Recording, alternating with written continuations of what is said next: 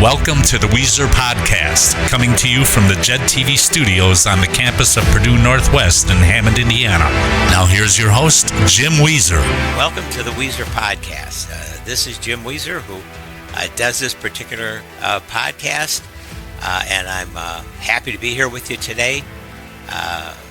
What I would like to acknowledge is I'm able to do this, and grateful that I can do this from the studios of WJOB in beautiful Woodmar section of Hammond, and glad to be with all of you today. Just talking to the producer right before the show and trying to decide how do you narrow it down? How do you possibly narrow down what is going on in our world today, especially in the term of government and politics? Because your head just spins. Your head just spins because there's so much to comment on. So I've tried to focus on several things today for this podcast for a couple of reasons. One is I just you can only say so much on all of the issues that we're confronting, and secondly, because several of the issues have now become, at least one for sure, has become very personal for me, and I think I'll get to that later.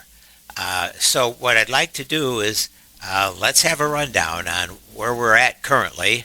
I'm going to have to kind of use these cheaters here to take a look at some quick notes here that I've made, and want to hit on several topics. So I guess the first one is just an aspect of the government shutdown. I'm not going to go into depth about that. Yeah, you're hearing plenty of blame that's associated one side to the other. Is it a Republican shutdown? Is it a Democratic shutdown?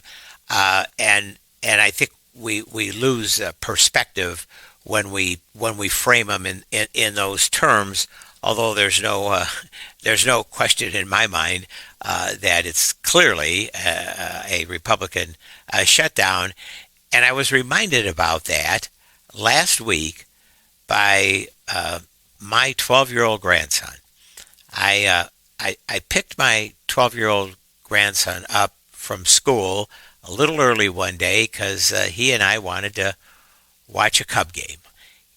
He's in 7th grade at Taft Middle School in Crown Point, and I was able to secure his release from school early, and picked him up, and we were driving along, and I hadn't paid any attention to my radio. I was listening to a news station at the time, and it was still on. And obviously, a 12-year-old 7th grader isn't exactly excited about listening to a news broadcast at that time. But he and I were talking about a couple things. I was distracted, and he was listening, and I heard the president's name mentioned in the broadcast, and he suddenly looked at me and he says to me, Grandpa, why would anyone vote for Donald Trump when he can't even keep the government open? I thought, well, kind of out of the mouth, not necessarily of babes, but mouth of young people comes some very insightful findings and determinations. And he just said that out of the clear blue. And I do not discuss politics rarely or government with my 12-year-old grandson. We talk about sports, and we talk about school, and we talk about the things that directly relate to him on a daily basis. And for him to make that observation, I said, speaks volumes, just speaks volumes. But more importantly than that, more significantly than that, I came across some of the statements or the notices. That's the notices that are posted, letting the public know that, hey, this particular governmental service is not available to you right now because we're in a shutdown. And it's appropriate, and I get that's what should be done. But these are the nature of the notices. And I had a good friend who's going out to Oregon this week, actually going to Portland. I'm not sure that's the best choice in this day, but they had a trip long planned to go out there. And he was looking through the U.S. Forest Service and the Department of Agricultural website to determine what national parks they would like to visit, or whether they're even open, or what's the limited approach, what's the limited ability to be there. And this is the official site, this is the official website of the United States Department of Agriculture's Forest Service. And this is how it begins. This is the notice. The radical left Democrats shut down the government. That's the first sentence. And then it just says, this government website will be updated periodically during the funding lapse for mission critical functions. Then, of course, President Trump's made it clear that he wants to keep everything open, but just, and this is me talking now, just go back to the first sentence of the radical left Democrats shut down the government. Now, someone needs to explain to me when our own government, when our own executive, when our own president directs that to give a notice about the shutdown, it has to begin with the radical left Democrats. Well, where does that leave the rest of us who many still believe, hey, we need to work this out. We need to resolve this. We need to work together. We need to reach across the aisle and say, I may be a Democrat or I may be a Republican, but come on, folks, let's get this done. Let's reopen the services that all of us pay for, all of us taxpayers, all of us citizens pay for. Let's open it up. Let's let the government operate. Well, it's pretty damn difficult to do that when the leader of the Republican Party says, right in a public notice, it's the radical left Democrats. And that's just one example of the attitude that prevails in this entire governmental operation right now in our country. And it's a sad reminder that when you have the executive branch and the legislative branch totally controlled by one party that does not have the best interests of the American people at heart, and you have and can exercise incredible influence over a Supreme Court that in my lifetime, and certainly in my law practice of now going on almost 54 years, that the Supreme Court has been influenced in this manner by the executive branch, the president in particular, and a partisan political party. So I'm going to switch now real quick, because there's one thing I do want to comment on, and then go back to a couple of the other issues that I told you I was going to bring up. This all fits together because there's a clear pattern here of what's taking place. But I here locally for us, I'm here in Northwest Indiana. I'm in Lake County. Last night, our Secretary of State held a forum, a public meeting in the town of Munster for the purpose of, and was directed by the legislature to do this. It's actually in the legislation, the Indiana legislature, which is a microcosm of our federal government, entirely controlled by, at the executive and representative level, our House of Representatives and Senate is all Republican controlled, passed legislation that said, okay, we believe that local elections, which are always held in the odd year, the off year, should be merged and held either in the midterm year or the presidential year. And we'll talk about the significance of that in a second. And more importantly, that all local entities that operate the county government, the elections, the local government should be mandated to establish what they determine or they call voting centers.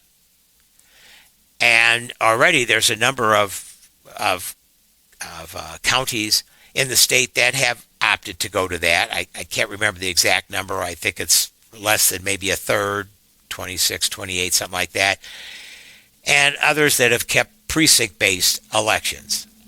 And so we had a conversation last night, and there was public comment. And appreciate the Secretary of State coming here, who also is Republican. But they were charged with the responsibility of investigating it and determining what should be done. And I'm going to put aside for a second whether elections should be held in a presidential year or a mid-year, the local elections, and focus on government centers. Because they come across as very great, as excellent ideas, large voting centers, people from anywhere and everywhere could vote at the voting center, and the vote will count, as opposed to the precinct level where your vote will count on election day, but you have to vote at your own precinct. And why this is so much better. But the whole presentation, and I understand why, because the direction they were given, the whole presentation is about cost, not just about, but primarily costs, cost per voter, savings cost, how it would be maybe more efficient from a fiscal perspective to have voting centers. But what we're all missing, and what a number of us who were there speaking said, look, we need to make elections accessible and convenient and open to voters. Obviously, they have to be secure. And obviously, you want to be conscious of the cost. But this is the state of Indiana. In the 22 mid-year election, the state of Indiana ranked 50th. And the last time I looked, there were 50 states. 50th. That means dead last in voter turnout. And everybody's trying to figure out, how could that possibly be? How could a state the size of Indiana, with the educational opportunities we have here with our great school systems, private and public, and work opportunities, how can this happen? And while they're futzing around and messing around with, well, let's give them vote centers, because then everybody can vote there, not realizing that certainly here in Lake County, Indiana, that will be a deterrent to people voting, and I'll tell you why. Because vote centers are the determination in the legislation is one vote center for every 10,000 voters. Well, when you do that, you eliminate substantial numbers of precinct voting locations where people have been used to voting, people consistently vote, they know where to go, and it's accessible. It's right there for them. Well, it's not going to be anymore. It's not going to be. And unfortunately, in our area, we have a very, very limited public transportation system. It isn't very effective when it comes to that. It costs people. So we don't have that opportunity. People are going to have to drive themselves or somehow get to vote centers miles away from where they live and where they typically vote. And if you look at what's happened in Indiana in our voting system over these past a number of years, legislation time and time again to suppress the vote, to restrict the vote. They tried to eliminate, or not eliminate, but restrict early voting, and that was fortunately defeated in the last legislative session. But what wasn't defeated is they will not allow student IDs anymore. Student IDs for college kids, no longer a valid state identification for voting. And we see this. They've restricted reasons as to why you can absentee vote. And this is just another in the series of these repressive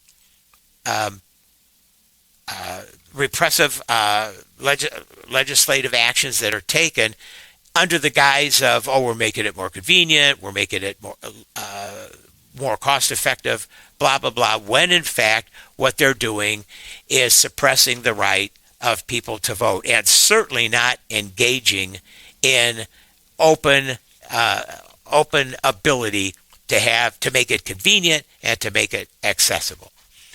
And I wanted to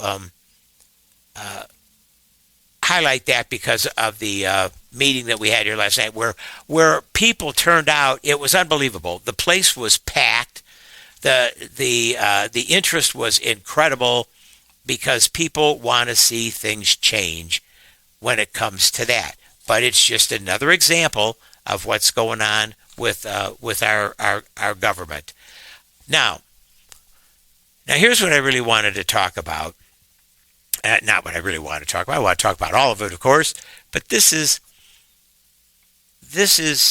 something that is so now has become close to home for me, and that is this absurd, in my opinion, illegal and unconstitutional approach to enforcement of immigration policies by our government through ICE, and now through what in my way of thinking is the most unbelievable example of authoritarianism I never thought I'd ever see in my life in this country, and a clear breach of our constitutional, in my opinion, our unconstitutional rights and the basic tenets of our Constitution and our Declaration of Independence, and that is federalizing and sending military, the United States military, into communities in this country and enforcing it against United States citizens. Not the purpose of our military, and we all know that. Clear violation of the Posse Comitatus Act that says it could only be done in the event of a determinable insurrection. But it doesn't make any difference to the guy in the White House. No difference at all.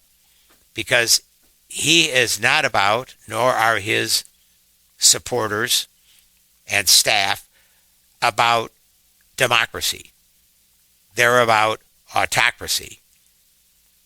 And that's little by little what's creeping in. But not only from a very global perspective or a very academic perspective is that a fact. It is a fact practically. And this is what's taking place. And I'm going to give you a couple of examples. And I can't believe that anybody that hears this or experiences this can possibly think what is happening is legal, is legitimate, is democracy. My secretary is Hispanic. Her whole family, on both sides. Husband is Hispanic, she's Hispanic, parents are Hispanic, children, obviously. She, her parents, and this is, I've heard this more than once, but I'm experiencing it now. Her parents came to this country many years ago from Mexico to find a better life and to live the American dream. They were fortunate enough to be able to obtain citizenship when Ronald Reagan, a Republican, was president. They obtained it. My secretary is obviously first generation. Her daughter is getting married Saturday, 2 days away. She's getting married in the city of Chicago. She's marrying a fine young man. He's a University of a UIC, University of Illinois, Chicago campus graduate. My secretary's daughter is from Purdue, educated. They have a wedding planned for a long time, as you know how weddings are planned, for 200 people in a venue in Chicago, a beautiful, lovely venue in the city of Chicago. 200 people, probably give or take, are invited. Right now, and this all happened this week, this all happened when ICE started ramping up its grabbing up of people on the street. And folks, we're not talking about the worst of the worst. We're talking about anybody you can find. Anybody that doesn't look like me. Anybody that's brown, anybody that's black. And now being supported by federal troops. They're getting back to their wedding. Approximately 200 people invited. They're down right now because of cancellations to between 80 and 100, half. And probably by the time Saturday rolls around, less than half. Because people are afraid. People are scared. People, and I'm talking about American citizens. I'm talking about documented American citizens for as far as we know, for the most part, maybe for all the part, but certainly people that live, people that work, people that have jobs, people that have families, people that have kids in school will not go to this wedding for fear that someone there may be, or someone or several may be the subject, rightly or wrongly, of ICE's attention.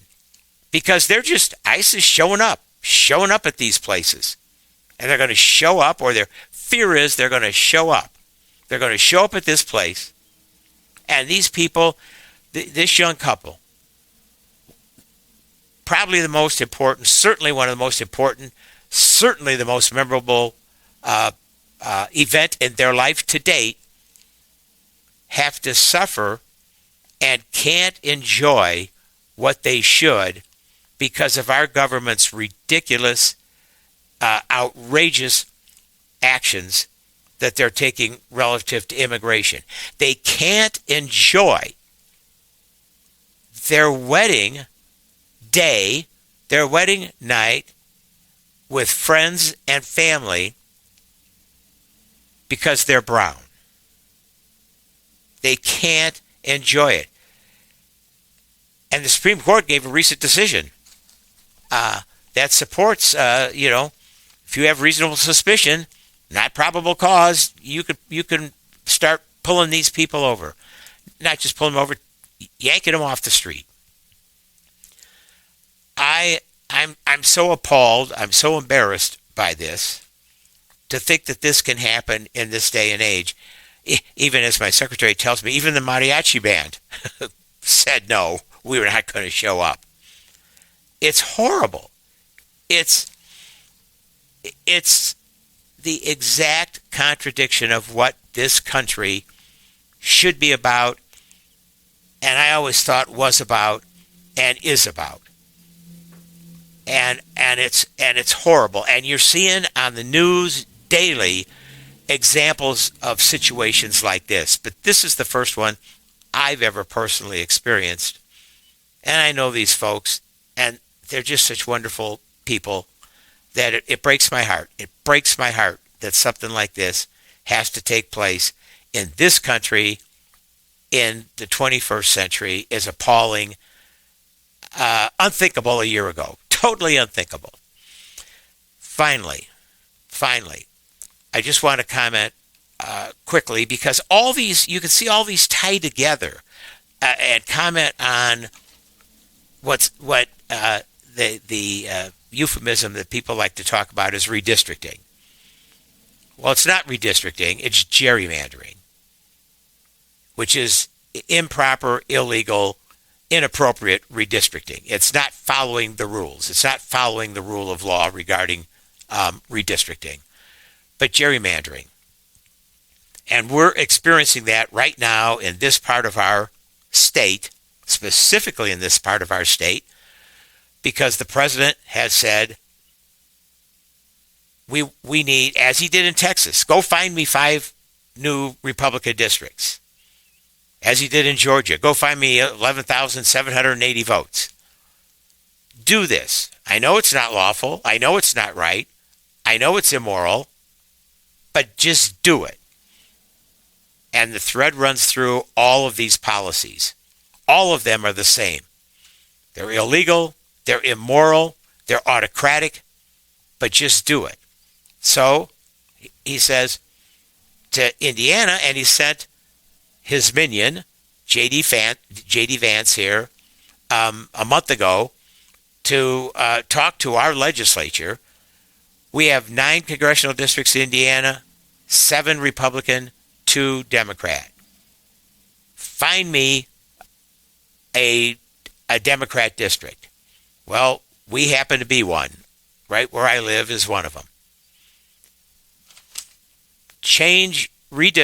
Engage in redistricting, even though you've never done it before. And we always do it every 10 years on the basis of the sentence. But no, let's do it mid-year, not for a valid governmental reason, as if someone saw the articles, you local folks here, saw our county councilman, the Republican chairman, say, well, this is fair and this is needed, and then cites a study from the Center for Immigration Policy, which is well known to be very right-wing, run by a gentleman who is an avowed white nationalist. That's his supporting documentation. To say you need to do this. It's needed. It's not needed. It's political, and it rigs and it games the system. That's what it does. That's what the president himself said. He didn't say we need this because of this study from the Center of Immigration Policy. We need this because we need it to win. We need it to take control, to retain control. We need the power. We need the control. That's what all of this is about.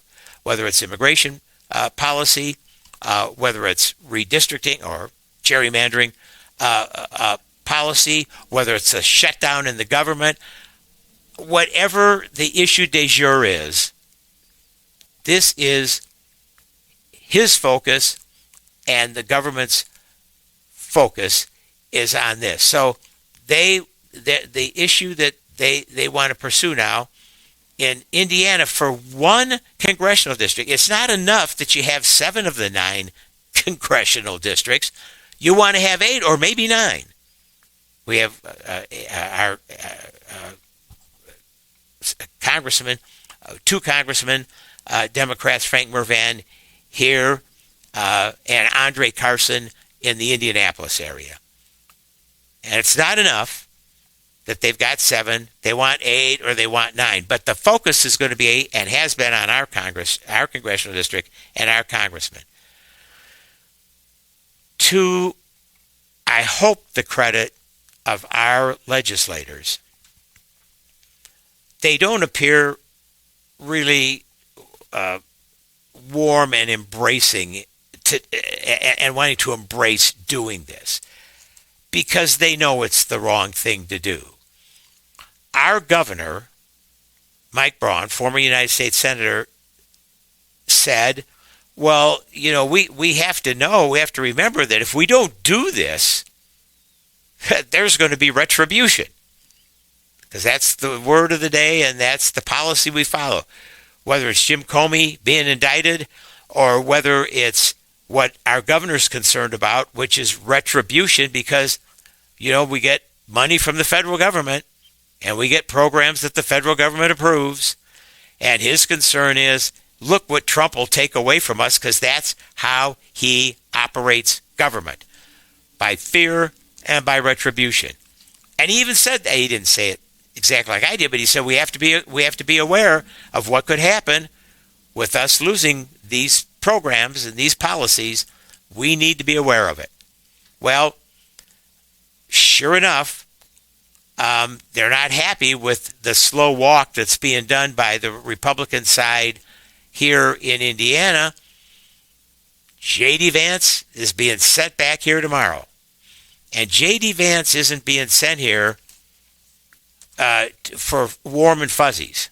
He hasn't been sent here to say, hey, guys, want to meet you, just like to get out, like to get into the country, like to meet different people in different states, like to work. That's not what he's here for. He's here for arm twisting, major arm twisting. And they'll focus on and they'll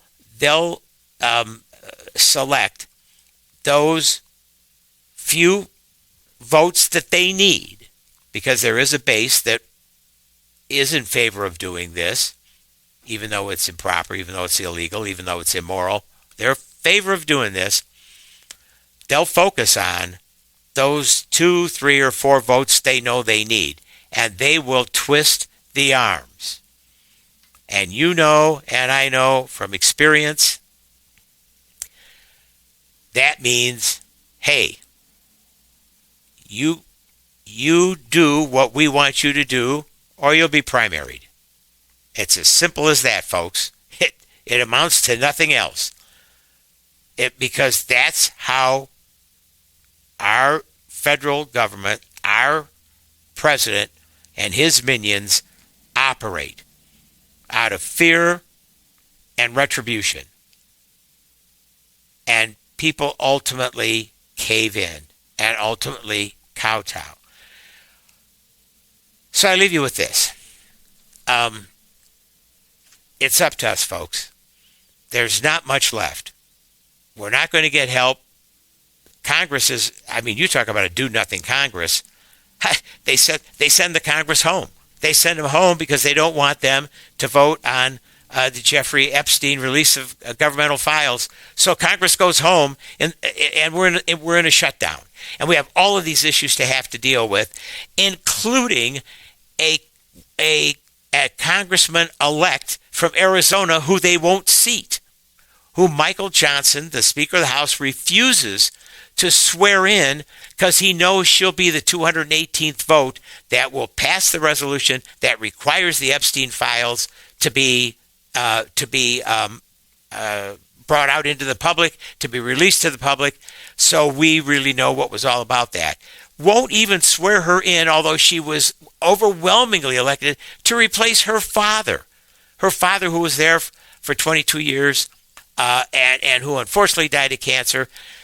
And she's not being replaced.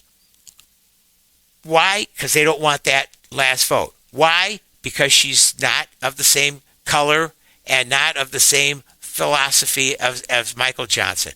Pure and simple. Folks, we have to get out. We have to protest. We have to let people know that isn't the United States of America. That is not who we are. That is not what our First Amendment and our freedoms and our rights were built on. It's up to us. It's not going to be done by the Congress. It's not going to be done by the executive branch, and it sure isn't seeming to be done by the Supreme Court. I have the greatest admiration for the federal judges that have been standing up to this, for the Court of Appeals that have been standing up to this attempted authoritarianism. Terribly disappointed in the Supreme Court. So that's what I have for you today. Some of it, as I told you, is personal. Some of it is observational. Some of it is by being a citizen of this country that I love so dearly and we all love so dearly, and whose freedoms and fundamental rights we all want to protect. Thank you very much for listening. I appreciate it. Go on, please. Try and have a good day, a good weekend, and a good life.